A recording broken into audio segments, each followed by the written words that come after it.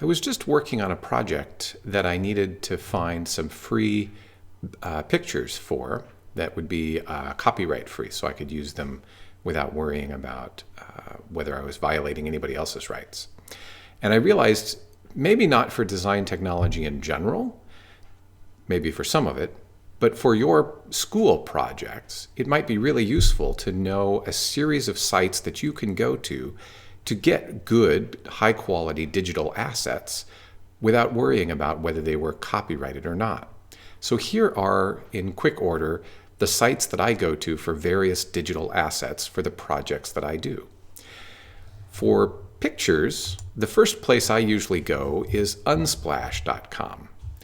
Which is a fabulous website for high-quality photography that is open to the public.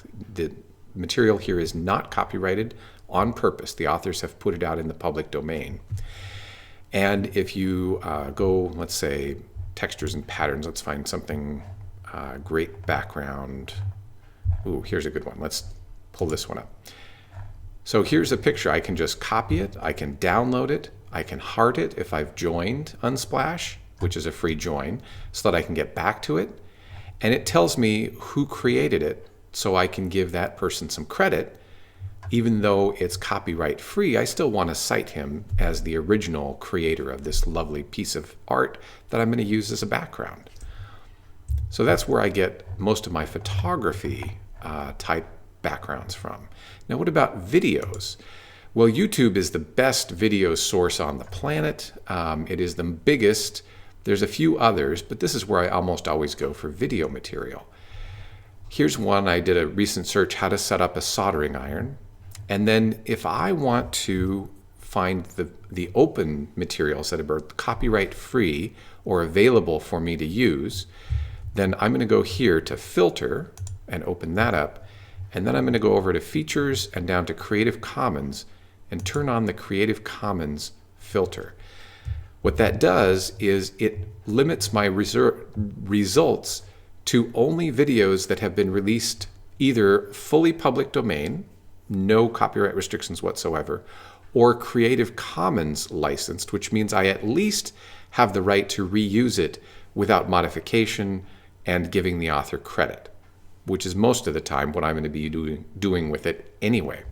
So I can safely use any of these videos that are in this list now because I know that the author has given me the right to copy their file, to link to their file, to use it in any project that I'm doing as long as I don't modify it and as long as I give them credit for it. And that's great. I can do the same thing with background music. If there's music that I'd like for a background for a song, maybe I want energetic background music. And here's a bunch of results. Now, as long as I've gone to filter and turned the Creative Commons filter on, everything that comes up has been filtered for me. And I know that it's okay for me to use in my project because they've given me the explicit right to use that in other ways, as long as I give them credit for it and don't modify their original. If I want to modify their original, then I got to go through a lot more work to find the right materials. Another place I go for sounds is soundcloud.com.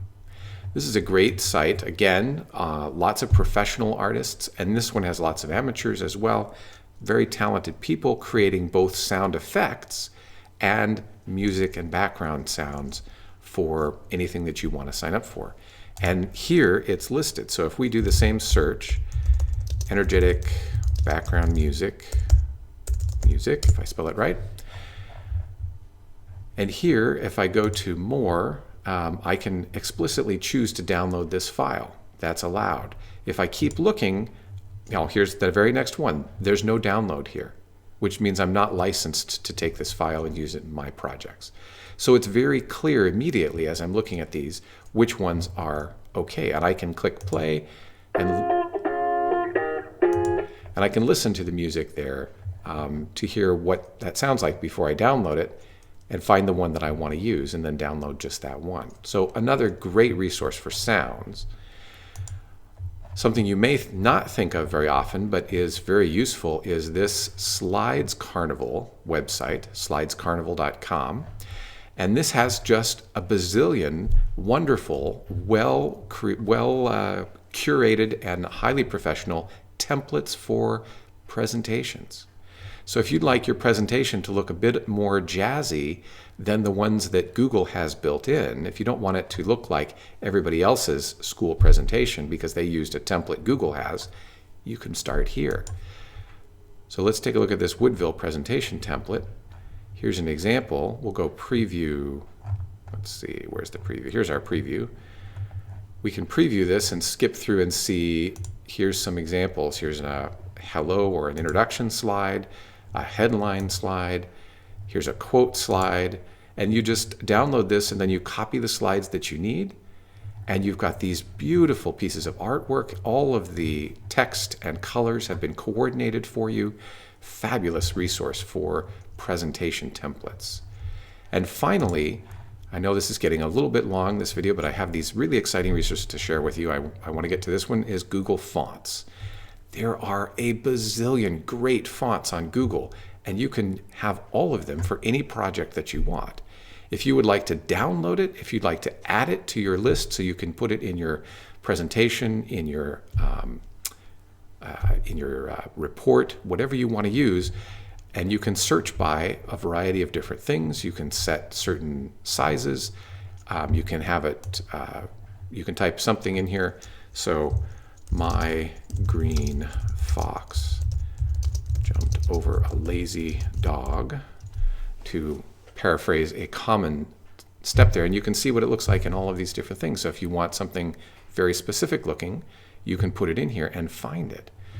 And this is a fabulous way to very personally set up your presentation, your report, your document, your trifold, whatever it is that you're creating for your classes.